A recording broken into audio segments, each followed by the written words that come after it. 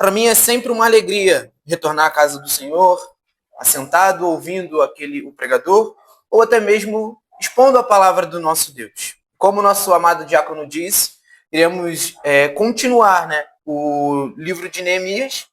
Lembro-me que iniciamos essa exposição em outubro do ano passado, e desde então já foram mais de 10 sermões nesse livro. E hoje, com a graça do nosso Senhor, hei de encerrar. A exposição se encontra no livro de Neemias, no capítulo 13. Peço que vocês abram a Sagrada Escritura no livro de Neemias, capítulo 13. E como costumeiramente gosto de fazer, eu separei em blocos. Como ele é um pouco extenso, são 31 versos, eu preferi separar. Então, nesse primeiro momento, iremos ler do verso 1 ao verso 14 e ao decorrer da exposição, irei lendo o restante. Ok? Acompanhem comigo. Neemias, capítulo 13, verso 1. Naquele dia se leu para o povo, no livro de Moisés, achou-se escrito que os amonitas e os moabitas não se entrassem jamais na congregação de Deus, porquanto não tinham saído ao encontro dos filhos de Deus, com pão e água. Antes, assalariaram contra eles Balaão para os amaldiçoar, mas o nosso Deus converteu a maldição em bênção. Ouvindo eles o povo esta lei, apartaram de Israel todo o elemento misto. Ora, antes disso, Eliasibe, sacerdote encarregado da câmara da casa do nosso Deus, se tinha aparentado com Tobias e fizera para este uma câmara grande, onde dantes se depositavam as ofertas de manjares, o incenso, os utensílios e os dízimos dos cereais, do vinho e do azeite que se ordenaram para os levitas, cantores e porteiros, como também contribuições para os sacerdotes. Mas quando isso aconteceu, não estive em Jerusalém, porque no 32º ano de Artaxerxes, rei da Babilônia, eu fora ter com ele. Mas ao cabo de certo tempo, pedi licença ao rei e voltei para Jerusalém. Então soube do mal que Eliasibe fizera para beneficiar a Tobias, fazendo-lhe uma câmara nos pátios da casa de Deus. Isso muito me indignou, a tal ponto de que atirei todos os móveis da casa de Tobias fora da câmara.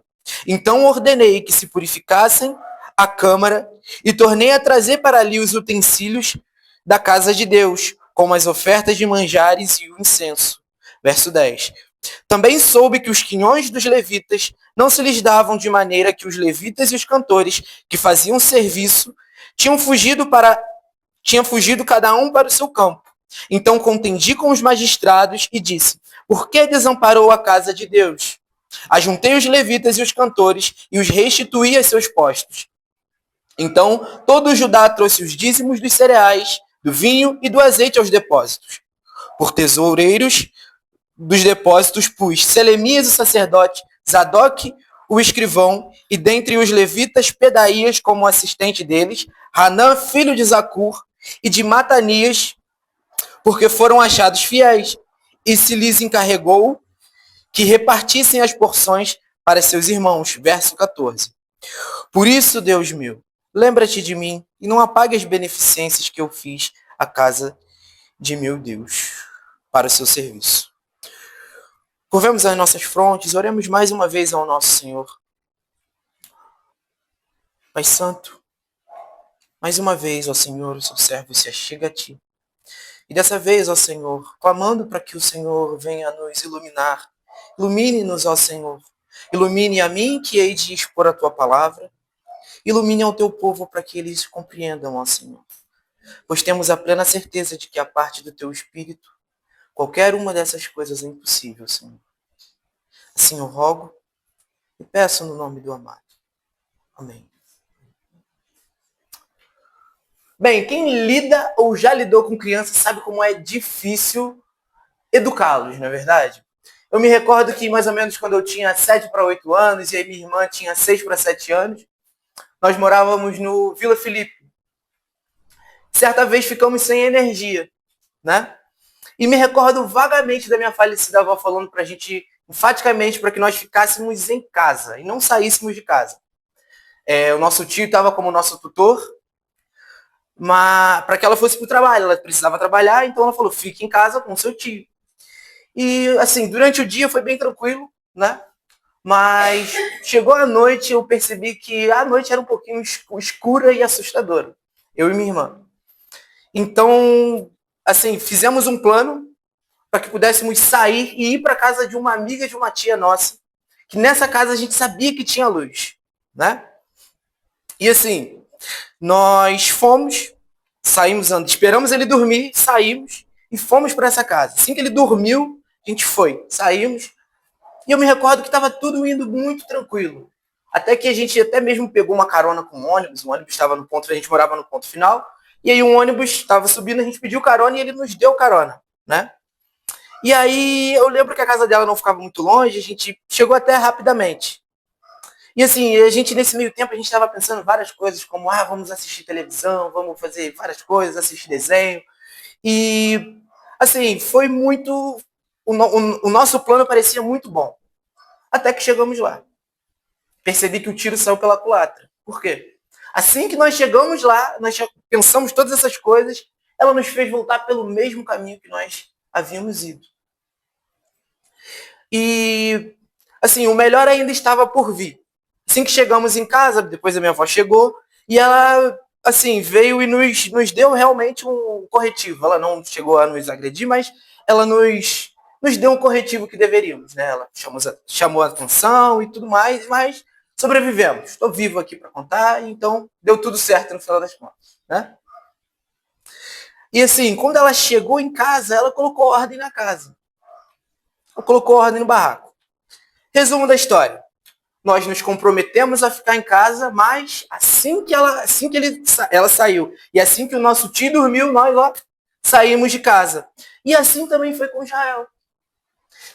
Se conseguimos perceber, se percebemos o livro inteiro se olharmos de forma panorâmica o livro inteiro, foi assim com Israel. Lembra que nos capítulos anteriores eles prometeram que iriam cumprir a lei do Senhor. Mas assim como crianças desobedientes, eles esperaram só Neemias sair para quê? Para quebrar todos esses votos que eles haviam de fazer. Mas eu percebo que o nosso Senhor, né, ele é muito bondoso para conosco. Ele é muito bondoso. Porque apesar dos pesares, ele envia Neemias para que Neemias colocasse a casa em ordem. E nós vemos isso no capítulo 13. E assim como quando minha avó retornou, ela colocou a casa em ordem, Neemias também coloca a casa em ordem, nesse nosso capítulo 13. E nesse nosso primeiro bloco, nós conseguimos ver as primeiras atitudes que Neemias toma. Vemos aqui no verso 1 ao verso 3, que Neemias ele separa o povo do Senhor, do povo que era estrangeiro. Ou seja, havia, de certa forma, um sincretismo ali. Aqui, no verso 2, no verso 1, ele vai falar que os amonitas e os moabitas não entrassem jamais na congregação de Deus. E talvez nós possamos pensar assim, não, bem, em relação aos amonitas e os moabitas, eles eram eles eram um outro povo, por isso que o Senhor separou, mas não necessariamente. A Escritura ela é cheia de coisas que nos mostram que em relação a povos, línguas, nações, o nosso Deus, ele é bem inclusivo. O problema do nosso Senhor com os moabitas e os amonitas não era necessariamente que eles eram só moabitas e amonitas, não. Era porque eles criam em outro Deus. Então a primeira coisa que o Senhor utiliza com Neemias é que separar o povo do sincretismo religioso. A primeira coisa que ele faz. E como que eu sei exatamente que o problema não era somente que o povo era amonita e moabita? Porque nós temos na Escritura o livro de Ruth. E Ruth, ela era uma amonita. Moabita. E ela possui um livro com o nome dela. E nós conseguimos ver no decorrer do livro dela, ainda que não propriamente nós vemos assim que o Senhor agindo, vamos dizer assim, como nós vemos e o Senhor disse, mas nós conseguimos ver a misericórdia, a graça, a compaixão do Senhor na vida dessa mulher, dessa moabita. Nós conseguimos ver isso claramente no livro dela. O Senhor age com compaixão com ela e com a sua sogra Noemi. Ou seja, o Senhor está nos comunicando através da Escritura que Ele não faz aliança pactual com as pessoas que servem a vários senhores. Ele não faz essa aliança. Ele é bem claro em relação a isso. Ele é inclusivo em relação a pessoas de povos, nações, línguas, mas em relação a ter uma comunhão, um pacto, não. Ele é exclusivo. Ele não aceita mistura. E bem, como eu disse, pela graça do Senhor, pela misericórdia e pelo amor leal do Senhor, ele faz o quê? Ele envia Neemias para que limpe a casa dele. E ele limpa toda essa imundícia descrita no verso 4 e 9, no verso 4 ao verso 9, onde vemos que o povo não fez somente isso, mas coisas muito piores. Eles fazem muitas outras loucuras, onde o sacerdote, no verso 4 ao verso 9, ele está descrevendo o que o sacerdote Eliasibe vai fazer. Ele chama basicamente o inimigo para dentro de casa, o inimigo entra, e ele deixa o inimigo fazer morada dentro da casa do Senhor. E bem, parece que o povo é como se fosse criança desobediente, que esperou o tio dormir para fazer todas essas coisas. Porque foi Neemias sair que o povo desandou. Fez todas essas coisas. E assim, o que eu vou falar pode parecer um pouquinho clichê, né? Por conta desse movimento neopentecostal que hoje se instaurou no nosso país. Mas assim, quantas vezes, irmãos, eu e você deixamos o inimigo entrar? E quando eu digo inimigo entrar, não é aquelas coisas loucas, como a gente vê possessões demoníacas, supostas possessões demoníacas, pessoas falando grosso. Não estou falando disso. Eu estou dizendo de coisas muito mais assustadoras do que isso. Eu estou dizendo, às vezes, que sem perceber, eu e você temos pensamentos, temos ações em relação a pessoas. Pessoas que às vezes a gente ama, nós temos esses pensamentos e ações. Às vezes nós falamos coisas para machucar essa pessoa. E esse é o inimigo dentro da gente. E eu não estou dizendo somente de Satanás, não. Existe um inimigo dentro de mim e dentro de você, chamado velho homem. Se você é uma pessoa regenerada, o velho homem ainda está dentro de você. E você luta com ele. E bem, essa nossa analogia retrata exatamente isso. Que muitas das vezes, assim como Tobias assim como Eliasibe deixa o inimigo entrar na casa do Senhor, nós deixamos o inimigo entrar. Nós deixamos tudo isso acontecer. Nós às vezes caímos no nosso coração enganoso, que é desesperadamente corrupto. Mas assim como Neemias, pela força concedida do Senhor, lembre-se que Neemias não tinha força própria. Pela força do Senhor, Neemias fez o que fez.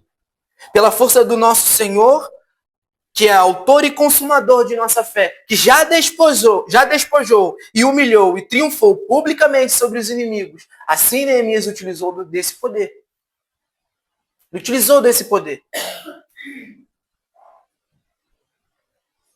E bem, essa muitas das vezes, essa nossa falta, às vezes de nós deixarmos tudo isso acontecer, essa falha, ela nos faz desonrar com os nossos compromissos. Assim como muitas das vezes nós vemos, primeira coisa, nós deixamos o inimigo entrar e fazer essa bagunça toda, e depois essa falta vai nos levando a desonrar com os nossos compromissos. Assim como o povo fez no verso 10 e no verso 11. Também soube que os quinhões dos levitas não se lhes davam, de maneira que os levitas e cantores que faziam serviço tinham fugido cada um para o seu campo. Então contendi com os magistrados e disse: por que desamparou a casa de Deus? Ajuntei os levitas e os cantores e os restituiu os seus postos. Ou seja, quando nós deixamos com que todas essas coisas aconteçam, nós deixamos de honrar com os nossos compromissos. E boa parte das vezes, o primeiro lugar que nós deixamos de cumprir com as nossas obrigações é com o nosso Senhor. Pode ter certeza. A primeira coisa que nós fazemos é deixar de cumprir com as nossas obrigações com o Senhor. Isso começa com a falta de temor e reverência. Pode ter certeza, aquela pessoa que tem desandado, vamos dizer assim, a primeira coisa, ela para de ter temor ao Senhor. Aquele temor que faz assim, eu preciso orar. Eu sou um pecador. Eu preciso me arrepender. A primeira coisa que acontece é a pessoa para de ter esse senso. Ela diminui drasticamente esse senso. Ela deixa de orar e ler a palavra de Deus. Ela para de orar e ler a palavra de Deus. Ela para de manter o seu compromisso com a manutenção e avanço do reino. E por fim, ela deixa de ir ao santo culto. E o dia do Senhor, que hoje para nós é um dia aprazível, para ela deixa de ser qualquer outra coisa. Se torna um dia comum. Mas assim, graças eu rendo ao nosso Senhor, que Ele não nos deixa ficar nesse caminho de morte. Aquele que é do Senhor, o Senhor deixa até esse filho dele andar um certo caminho, um certo espaço de tempo. Mas Ele traz de volta. Como que eu sei disso? Eu passei por isso. Verdadeiramente. Como nós estávamos conversando no nosso pequeno grupo. Eu passei por isso. O nosso Senhor, Ele deixa, em certo tempo, nós andarmos errantes, longe do seu caminho, mas nunca abandonados. E nós podemos ver que o Senhor assim fez com Israel. Porque Ele envia novamente. Porque não foi Neemias que falou assim, bem, hoje é um ótimo dia para voltar para Israel. Não pense nisso. O Senhor, com a sua soberana vontade, soberano poder, levou Neemias a Israel. Para fazer com que Neemias fizesse com que o povo voltasse ao trilho, voltasse ao eixo. Não pense que Neemias acordou um belo dia, como eu disse, e falou, vou lá em Israel. Não, não foi. Não foi. O Senhor fez com que ele fosse. E podemos ver que Neemias ele convoca todo o povo para que voltassem a cumprir com os seus compromissos. Ou seja, voltassem primariamente a manter o povo do Senhor.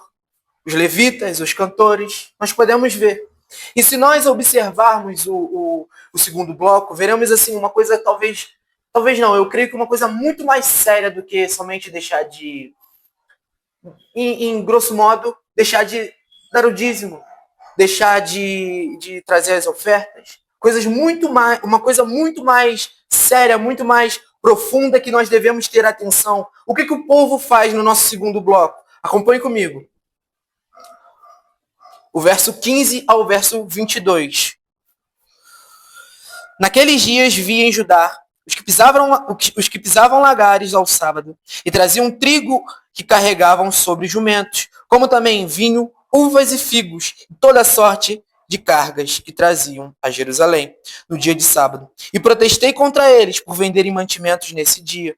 Também habitavam em Jerusalém tírios que traziam peixes e toda sorte de mercadorias, que no sábado vendia aos filhos de Judá em Jerusalém.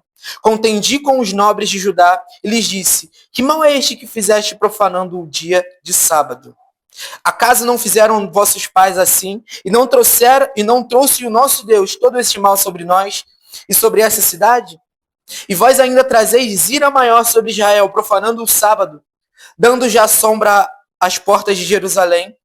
Antes do sábado, ordenei que se fechassem e determinei que não se abrissem, senão após o sábado. Às portas coloquei alguns dos meus moços, para que nenhuma carga entrasse no dia de sábado. Então, os negociantes e os vendedores de toda sorte de mercadorias pernoitaram fora de Jerusalém, uma ou duas vezes. Protestei, pois, contra eles e lhes disse, por que passais a noite defronte do muro? Se outra vez o fizerdes, lançarei mão sobre vós. Daí em diante não tornaram a vir no sábado. Verso 22. Também mandei os levitas que purificassem e viessem guardar as portas para santificar o sábado, o dia de sábado. Também nisto, Deus meu, lembra-te de mim. Perdoa-me segundo a abundância da tua misericórdia. Perceba que uma coisa muito mais séria que o povo faz é desonrar o dia do Senhor. Muito mais profunda. E às vezes o que acontece é que o povo ele não só deixa de contribuir, e isso muitas das vezes acontece. Ele não só deixa de contribuir, ele não só deixa de fazer todas essas coisas, ele deixa o dia do Senhor deixa de ser aprazível a ele. É um dia comum para ele, tanto faz, ele vem, não vem, se tiver santo culto tá bom, se não tiver melhor ainda. Para ele é um dia como outro qualquer. E o povo faz exatamente isso. E nesse nosso bloco, nós vamos ver que muitas das vezes, eu e você também fazemos isso. Esse é um pecado que pouco tem sido falado. Pouco tem sido falado. Muitas das vezes nós pensamos que o dia do Senhor é só sair de casa, vir para cá no domingo, ter uma EBD, ter um momento de café, ter esse momento que nós estamos tendo aqui e depois ir para casa cuidar dos nossos afazeres.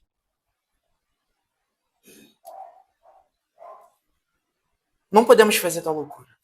Não façamos tal loucura. O nosso amado Salvador diz assim, ó, mas se vós soubesses o que significa misericórdia, quero. E não holocausto, não tereis condenado inocente. Bem, esse relato, ele precede o relato, ele está relatando em que o nosso Senhor ele está sendo confrontado pelos fariseus, isso em Mateus capítulo 12, verso 7. Ele está sendo confrontado pelos fariseus porque os discípulos dele estavam a colher espigas. Para comer isso era num sábado. E logo depois, no sábado, o nosso glorioso Senhor entra na sinagoga e cura o homem que tinha a mão ressequida. Ou seja, entendamos que o dia do nosso Senhor, ele não é menos do que isso que nós estamos estando aqui. Menos do que um ajuntamento de pessoas, do povo dele. Mas ele é muito mais do que isso. Percebe que no sábado, o nosso Senhor faz o quê? Cura pessoas. O que ele comunica ali? Que o sábado, e hoje para nós é o domingo, é dia de misericórdia. É dia de nós gastarmos tempo com o nosso Senhor. Ou melhor, investirmos o tempo que nos foi dado com o nosso Senhor. Entendo que nós trabalhamos 6 dias e um dia é do Senhor. Lembra? Trabalhe 6 dias e um dia, no 7º dia, o Senhor descansou. E esse dia, que antes era o sábado e hoje é o domingo, para nós não podemos deixar de santificá-lo. Não podemos deixar que o domingo se torne um dia como outro qualquer. Que a gente sai daqui, bem, já tem um cronograma já para o meu domingo. Eu sair daqui, eu vou para a festa de fulano de tal, de lá eu vou sair, vou para não sei para onde, agora eu vou para casa. Não. É um dia de nós gastarmos com o nosso Senhor. Esse é um pecado que pouco tem sido falado. Eu e você pecamos nisso. Essa é uma das nossas faltas.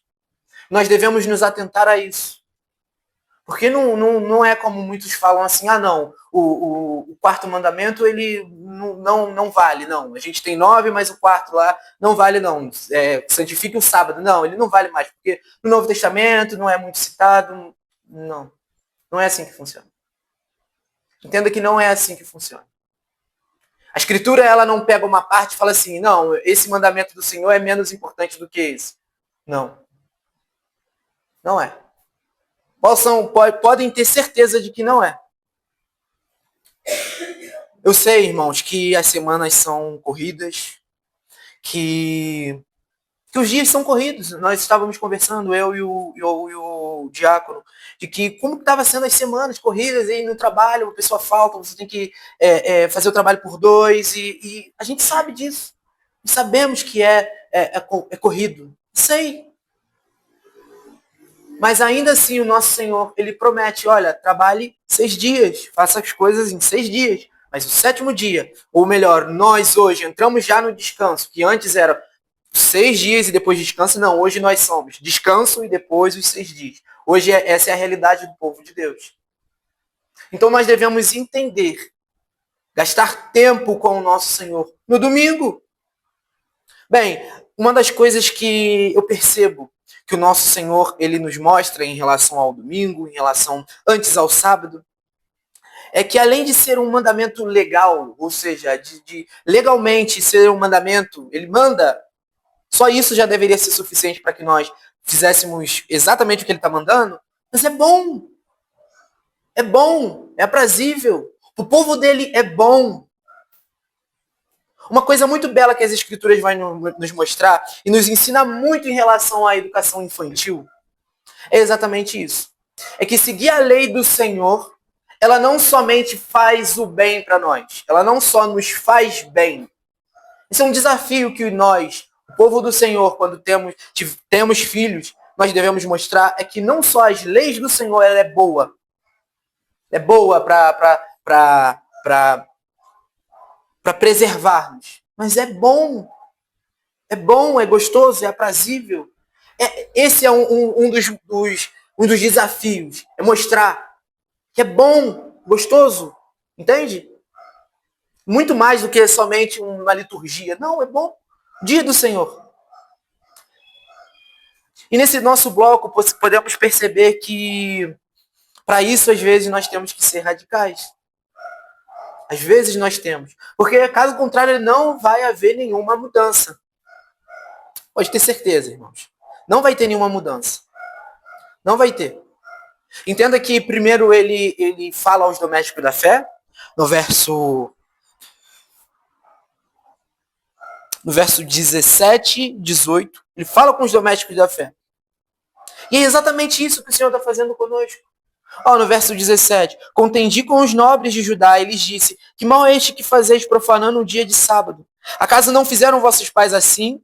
E não trouxeram o vosso Deus todo esse mal sobre nós e sobre essa cidade? E vós ainda trazeis ira maior sobre Israel, profanando o sábado? Percebam que o nosso Senhor, assim como nós lemos na nossa liturgia, ele arrasou conosco, ou seja, ele conversa com a gente.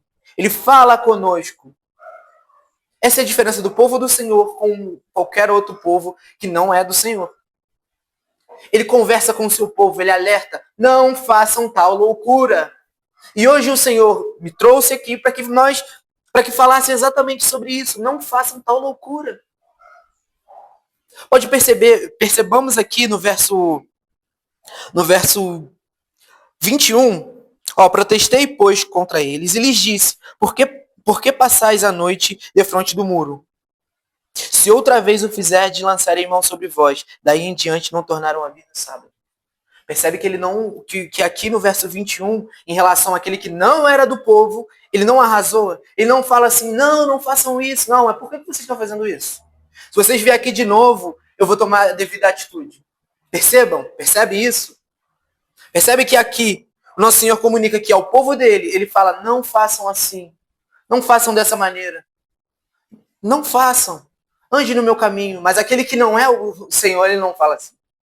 Ele já deu a sua sentença, já fez as suas ameaças, e no tempo certo, ele há de cumprir essas ameaças. Entendo que o ímpio, ele não tem um dia do Senhor.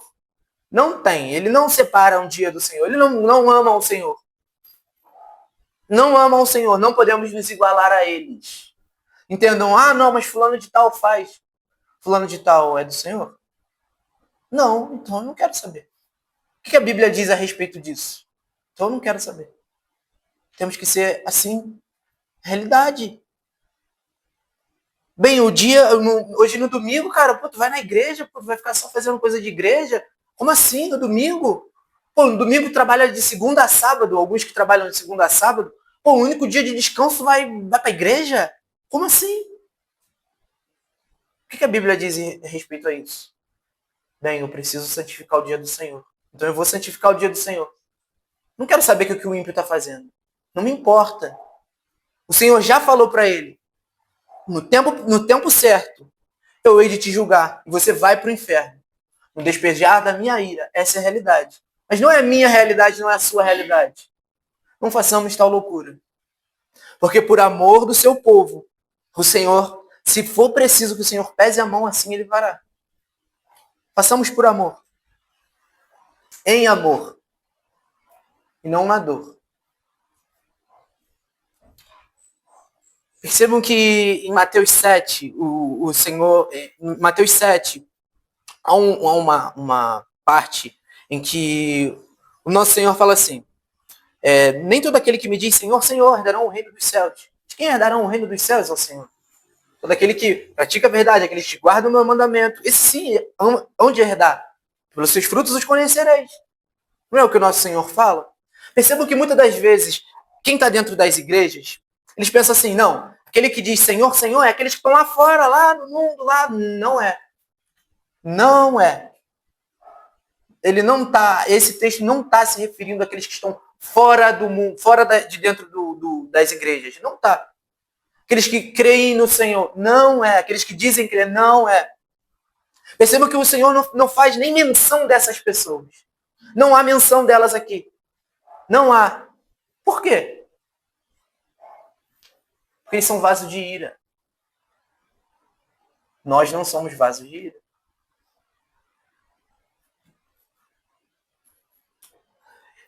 E se o nosso Senhor, ele não aceita que façamos tal loucura de... Ele não aceita aqueles que possuem dois senhores o adorem.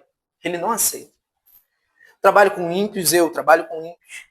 E às vezes eles cantam lá um louvor bem herético. Às vezes não, às vezes há louvores que são cristãos. Mas é só música. O Senhor não ouve eles. O Senhor não dá atenção a eles. Eles estão cantando não, eu vou adorar para ver se as coisas melhoram. O Senhor não tá. Desculpa. Não tá. E da mesma forma, o Senhor ele não aceita que eu e você tenhamos aliança com esses tais. Ele não aceita. Acompanhe comigo o nosso terceiro bloco. Verso 23 ao verso 29.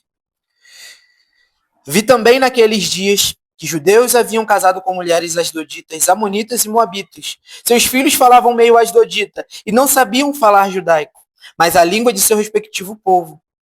Contendi com eles e os amaldiçoei.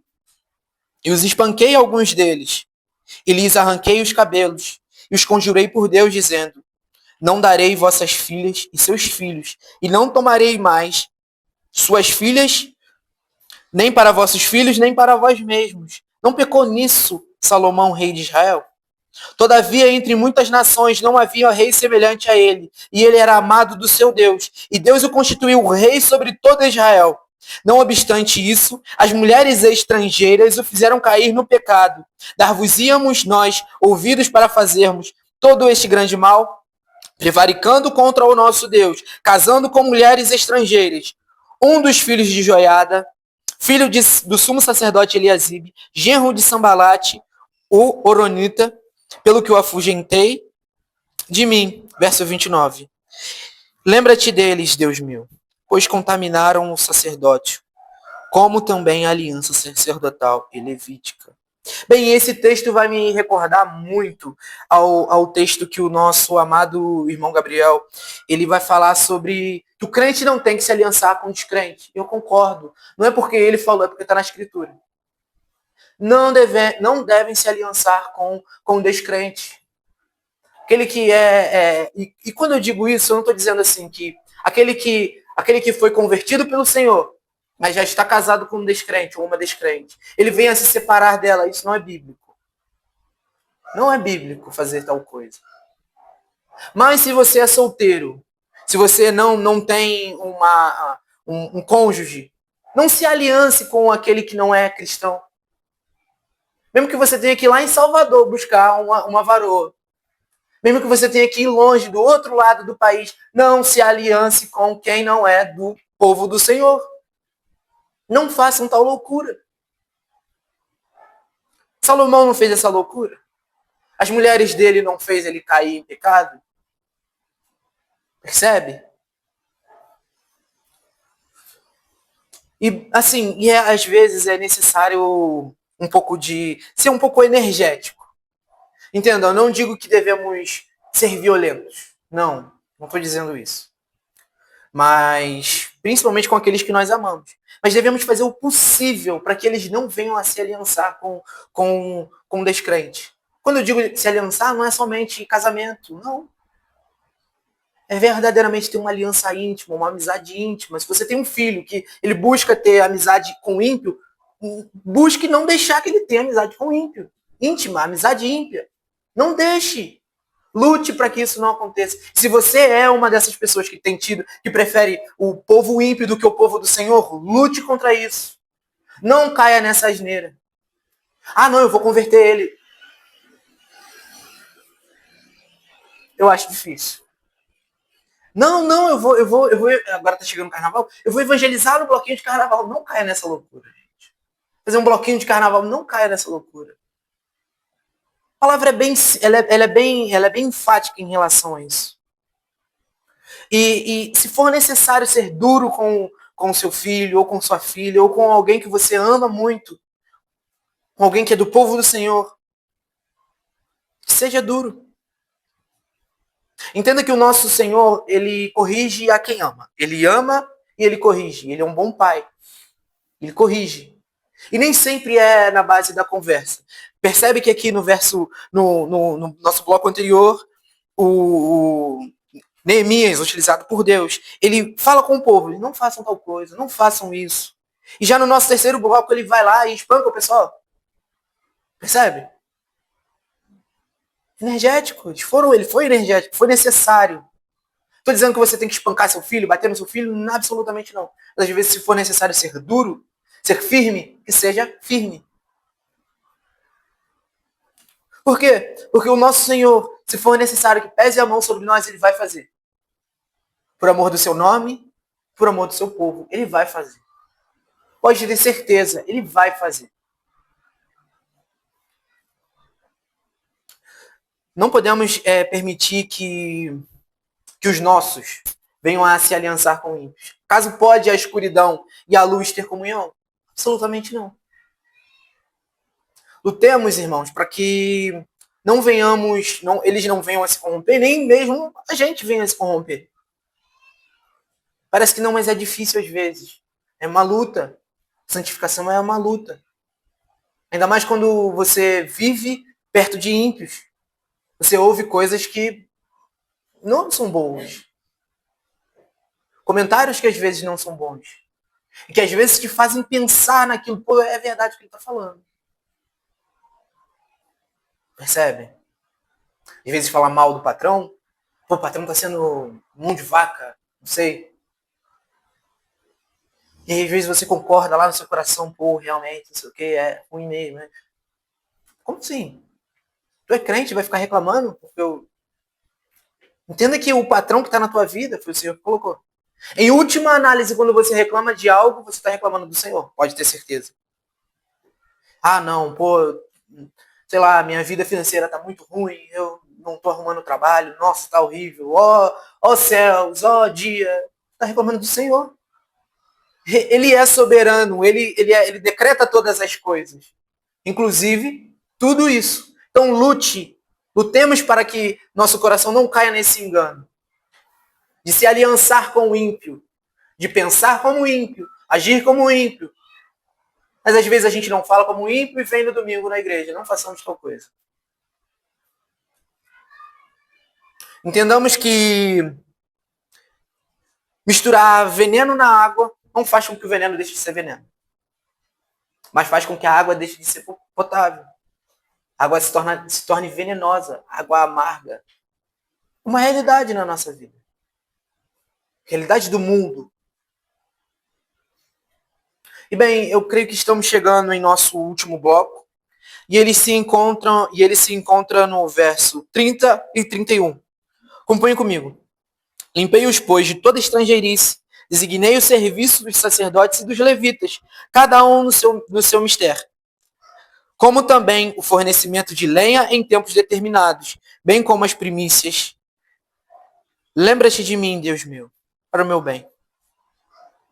E aqui talvez eu creio que possamos ver o resumo de todo o capítulo, verso 30 e 31, onde Neemias ele resume todos esses feitos depois da sua volta. Eu creio que tenha tido outras coisas, tenha feito outras coisas, mas ele meio que ele faz o resumo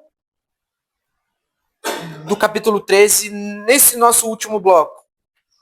Ele limpa o povo, ele designa o serviço, ele fala com que ele faz com que o povo ele volte a abastecer a casa do Senhor. Percebe? E bem, e talvez você possa estar pensando assim, bem, Igor, tudo bem, você falou de tudo isso, mas tá faltando verso aí, você não falou sobre alguns versos. Sobre o verso 14, sobre o verso 22, sobre o verso 29, sobre o verso 31, parte B. E se observarmos todos esses textos, todos esses 4 versos que eu falei, vamos ver uma semelhança muito grande, onde o autor parece que usa a mesma expressão 4 vezes. Isso me chamou a atenção. Assim, quando nós estamos... Isso é uma coisa que é bom de ser falada. Quando nós estamos a ler a Bíblia, a Sagrada Escritura, entendamos uma coisa. Quando algo é repetido, é para chamar atenção. Atente-se a isso. Lembra-te quando o Senhor fala assim, Senhor, nem é todo aquele que me diz, Senhor, Senhor. Ele está chamando a atenção. Nem aqueles que enfaticamente me chamam de Senhor. E aqui ele está usando, aqui a língua, ela utiliza dessa verdade. Ela não tinha, igual eu coloquei no meu texto, em negrito ou caixa alta, como gostamos de falar, não existia isso. Quando eu queria dar ênfase a alguma coisa, repetia. E ele repete 4 vezes uma expressão. E essa expressão é lembra-te.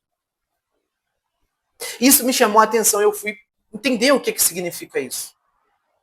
E essa beleza, essa expressão, ela carrega uma beleza que os puritanos, eles costumavam fazer. Dizer algo que hoje foi muito denegrido e deformado. Que é a ideia de tomar posse. Mas deixa eu explicar isso antes que pensemos errado. Não tem nada a ver com aquela turma do eu determino, eu tomo posse. Não tem nada a ver com eles. E nesse sentido, os puritanos, eles pegavam para si essa promessa do Senhor. Eles abraçavam as promessas do Senhor. E pode perceber que Neemias, ele faz exatamente isso. Esse lembra-te, é como se ele estivesse abraçando as promessas do Senhor dadas anteriormente. Como se ele estivesse se agarrando e falando, isso faz parte de mim agora. Isso é meu, o Senhor me deu, é meu agora. Percebe? Nesse nosso capítulo 13, eu creio que possamos chamar de epílogo, né, do livro. Isto é, aquele que amarra toda a narrativa. E, curiosamente, esse livro ele vai terminar da mesma forma com que ele começou. Tive o privilégio de expor o capítulo 1 e hoje estou tendo o privilégio de expor o capítulo 13. Começo e o fim. E no meio do livro também tive esse privilégio. Nós podemos perceber uma coisa que é muito nítida, né, em toda a história. Que é o quê? Neemias ora. Todos esses textos que eu acabei de citar agora, todos esses versos, verso 14, verso 22, verso 29, verso 31, são orações ao Senhor. Orações que parecem muito comum no livro dele, uma coisa pessoal dele. Que é o quê? Orações curtas. Todas elas. E eu vejo que essa é a beleza desse livro. Eu vejo a dependência do autor pelo Senhor. Percebe que quando no nosso primeiro bloco, que ele termina todas aquelas correções, ele faz todas aquelas coisas, ele não fala assim, bem, eu com o peito estufado, bem, eu fiz todas essas coisas, Senhor, agora o Senhor me deve, eu quero isso, eu quero... Não, ele não fala isso. Pode perceber. No final do nosso primeiro bloco, ele vai dizer assim, ó, por isso, Deus meu, lembra-te de mim. Não apague as beneficências que fiz à casa de meu Deus e para o seu serviço. Ele clama ao Senhor, para que o Senhor recorde-se dele. Não apague-o. O registro de suas boas ações. E talvez possamos pensar assim que é uma autopromoção, mas não é. Não é uma autopromoção. Ele não está falando assim, eu fiz, eu aconteci. Não, absolutamente não. Ele basicamente se agarra a coisas que antes foram prometidas a ele. E no nosso fechamento do nosso segundo bloco, no verso 22, ele vai falar assim, ó, também nisso, Deus meu, lembra-te de mim e perdoa-me segundo a abundância da tua misericórdia. Se ele estivesse se autopromovendo, no verso 22 ele jamais falaria isso. Quem se autopromove não pede perdão no verso seguinte, não pede. Quem já lidou com pessoas que são orgulhosas e nariz em pé, sabe que essas pessoas dificilmente pedem desculpa. Dificilmente essas pessoas falam isso. Aqueles que falam assim, eu mereço, eles não pedem desculpa. Eles não se arrependem. Pode ter certeza. Ou seja, ele sabe que a parte da graça de Deus, ele nem estaria ali. Ele sabe. Se não fosse pela misericórdia, ele já estaria morto. E ele sabe que ele depende do Senhor. Ele sabe do seu pecado e do pecado do povo. E mais uma vez ele se agarra ao quê? As promessas do Senhor. E até mesmo quando ele pede pela justiça, que ele quer vingança dos inimigos. Ele não se vinga dos inimigos. Ele não pega e vai lá e se vinga dos inimigos propriamente com a força do seu braço. Veja no verso 29, ó. Lembra-te deles, Deus meu, pois contaminaram o sacerdócio, como também a aliança sacerdotal e levítica. Quando ele quer vingança, o que ele faz? Ele clama ao Senhor. Porque do Senhor é a vingança e ele retribuirá. Esse servo, ele confia no Senhor. Ele sabe que pela força do braço dele, ele não consegue absolutamente nada. E se ele se vinga propriamente com a mão dele, ele sabe que desagradaria ao Senhor. Ele clama ao Senhor pela justiça do Senhor. E esse nosso último bloco, o nosso verso 31, parte B. Verso esse que me fez meditar muito em relação a esse texto. Que ele vai falar assim, ó. Lembra-te de mim, Deus meu, para o meu bem. E é como se como se ecoasse. Para mim ecoou, é um eco de Jeremias capítulo 29, verso 11. Eu é que sei que pensamentos tenho a vosso respeito, diz o Senhor. Pensamentos de paz e não de mal, para vos dar um futuro e uma esperança. Entenda que ele percebe a dependência do Senhor. Ele depende. Nós dependemos do Senhor. Que isso seja verdadeiramente que isso nos traga a memória. Faça-nos depender, buscar mais dependência do Senhor. Buscar compreender a nossa dependência. Porque o problema não é que nós sabemos que nós dependemos do Senhor. Nós não sabemos o quanto nós dependemos do Senhor. Esse é um dos problemas. Você chegar por um crente não genuíno, e você fala assim, você depende do Senhor? É claro que eu dependo do Senhor, meu irmão. Você chegar por um crente genuíno, você depende do Senhor? É claro que eu dependo do Senhor, meu irmão. Qual a diferença? É que o crente genuíno, ele percebe e ele busca crescer e entender a sua dependência do Senhor. E todos nós dependemos igualmente. Lembra que nós fomos, em pecado minha mãe me concebeu, e em pecado eu vim trazido ao mundo? Eu quebrei a lei do meu Deus. Por natureza eu sou filho da ira. O que muda o crente genuíno de qualquer outro é o quê? É que ele compreende e busca crescer e entender exatamente isso. E com isso eu trago as minhas aplicações. Hoje são 3 aplicações. E nossa primeira aplicação é: cultive um relacionamento com o Senhor. Por quê? Por que eu estou falando isso? Bem, e como que eu faço isso? Primeiro, como que eu faço? Pelos meios de graça, através da oração, através da leitura. Entenda que é muito difícil você confiar nas promessas de alguém que você não conhece. É muito difícil. Eu acho que se alguém chegasse aqui agora e falasse assim, me empresta 100 reais a uma pessoa que você nunca viu na sua vida, acho que você não emprestaria 100 reais. Mas se alguém íntimo que você conhece, que sabe que é uma pessoa honesta, que você sabe que é uma pessoa que cumpre aquilo que promete, falou assim, eu vou te pagar dia 30. Dia 30 ela vai te pagar. Por quê? Você conhece essa pessoa intimamente. E entenda que a confiança ela vem pelo conhecimento do caráter da pessoa em que nós estamos a nos relacionar. Ou seja, quanto mais nós conhecemos, mais nós confiamos nele. E ele é todo confiável, totalmente confiável. Quem não é confiável é você, mas o Senhor é totalmente confiável. Nós devemos desconfiar de nós, mas do Senhor jamais. Mas para que nós façamos tal coisa, devemos conhecer a Ele. Saber quem Ele é, o que Ele fez. Por quê? Porque você, assim como Neemias fez, que é necessário, ele conheceu ao Senhor. O Senhor, aquele que fez a promessa. A minha segunda aplicação é: conheça as promessas do Senhor. Entendamos que estamos em tempos de guerra. Verdadeiramente tempo de guerra.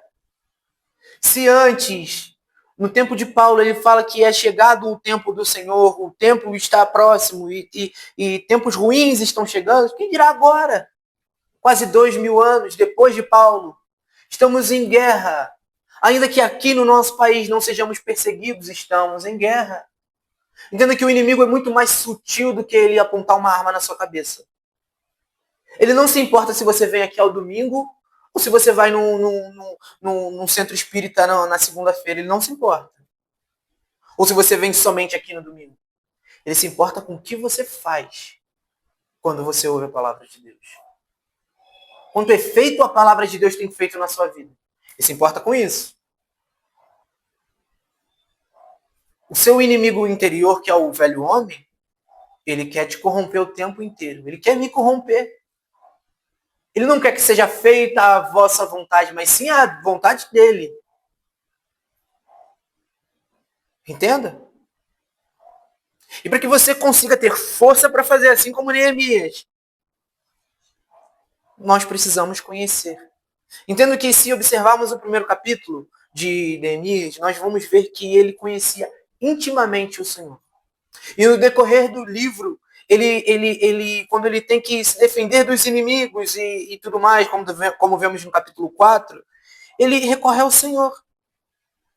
Entendamos então que quando nós temos que nos defender e lutar, não lutamos na nossa própria força. E a parte de conhecer as promessas do Senhor é impossível tal coisa. Mas por que tu tá falando todas essas coisas? Porque a parte de todas essas coisas, essa terceira aplicação não seria possível. Não será possível. Qual aplicação que é essa?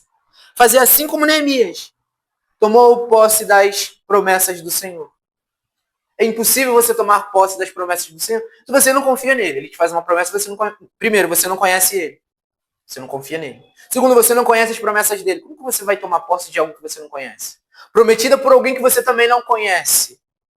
Consegue perceber? A necessidade de conhecer ao Senhor. E bem, como isso funciona? Nós devemos crer, nós devemos as agarrar, nós devemos tomar para nós. Porque o Senhor que prometeu. Entenda que o Senhor prometeu que estaria conosco até o fim, até a consumação dos séculos. Creia nisso. Ele prometeu que nada poderá nos separar dele. Creia nisso. E eu poderia ficar aqui citando diversas e diversas promessas feitas para o Senhor. Mas se você não crê no Senhor, se você não conhece o Senhor, vão ser palavras inúteis.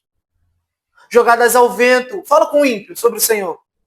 Fala assim, você é pecador. Eu sei, é. Quando eu for pro inferno, eu quero chegar lá sambando. É o que ele vai falar para você. Percebe? Ele não conhece o Senhor. Ele não conhece a palavra.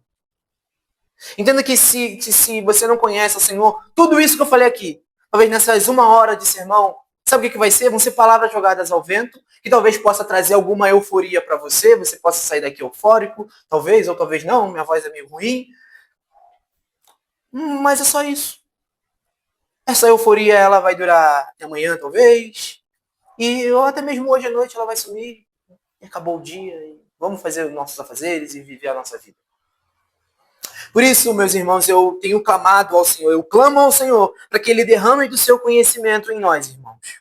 Que essa mensagem ela nos traga mudanças reais em nossas vidas e que saiamos daqui, não venhamos a cair nas seduções desse mundo e das enganações de Satanás e do nosso coração.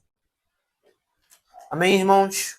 Curvemos as nossas frontes, oremos ao nosso Senhor, clamando para que Ele venha a nos purificar, assim como fez com o povo de Israel. Para que todas essas palavras ditas hoje venham a ser aplicadas na nossa vida, na nossa semana. Traga mudanças reais.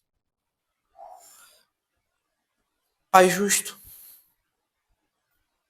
graças rendo a Ti, Senhor, por esse momento solene, por cada irmão que aqui está. Ó Senhor, nós temos problemas, nós temos dias corridos e Tu sabes, ó Senhor, porque Tu os escreveu. Mas, Senhor, ensina-nos, ó Pai, a contar os nossos dias e entender a nossa dependência do Senhor. Faça-nos crescer em conhecimento da nossa dependência e do conhecimento do Senhor.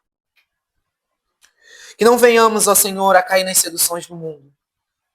Que sejamos sábios, ó Pai, em lutar contra Satanás e fugir das seduções. Em mortificar a carne, mortificar o velho homem, ó Senhor. Cada dia mais buscar ser formado, ser convencido, ó Senhor. Ser conformado à imagem do seu Filho, ó Pai. Que esse domingo, que esse dia do Senhor, não seja só mais um dia. Que ao chegarmos nas nossas casas, não venhamos a ter os nossos afazeres e esquecer do Senhor, ó Pai. Para que a palavra do Senhor não seja, ó Pai, ela não venha a acontecer como aquilo que acontece, ó Senhor. Aquela parábola que o nosso maravilhoso Senhor fala sobre a semente, ó Pai. Semeada em vários caminhos, em vários lugares. Não, Pai. Que ela venha a ser plantada em terra fértil. Que nós venhamos a produzir, ó Pai. Produzir frutos e frutos em abundância. Foi para isso que o Senhor nos chamou.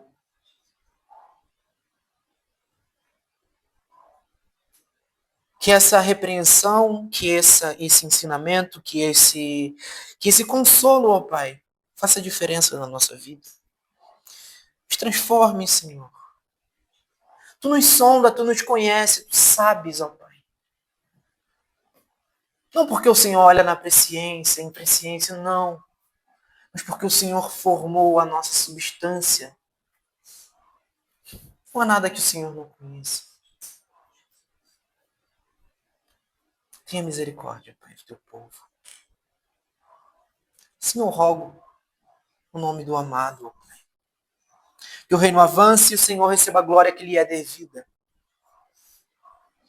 E que o Senhor venha a abreviar esse tempo que aqui estamos, ó Senhor. Que o nosso maior desejo seja, ó Pai, estar logo em casa. Aqui não é a nossa casa. Ansiamos pelo dia em que não haveremos de pedir perdão pelo Senhor, para o Senhor, pois já não haveremos mais pecado. Disponha-nos da alegria da tua salvação e abrevie esse tempo, Senhor. Assim eu rogo, no nome do amado.